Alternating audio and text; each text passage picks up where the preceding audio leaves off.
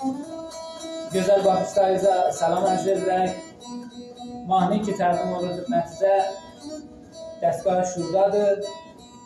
Usta Şəhram Vəliqul gözəl pəncərələrindən icra edirlər. Biz də xidmətinizdəyik. İnşallah ki gün ruzlarınız xoş olsun.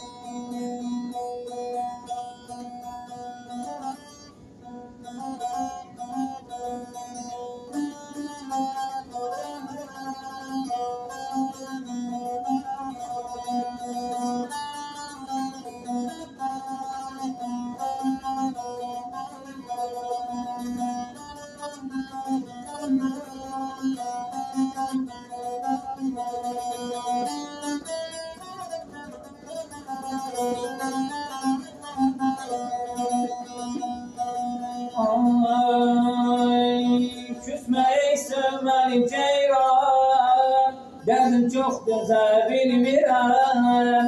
Küsmeyi sevmeli ceyran, derdim çoxdur bilmirəm.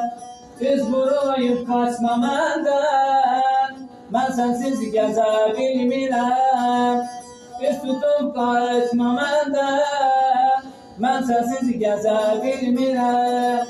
Sensiz yaşayabilmem, sensiz yaşayabilmem, sensiz yaşayabilmem, ay balam sensiz yaşayabilmem.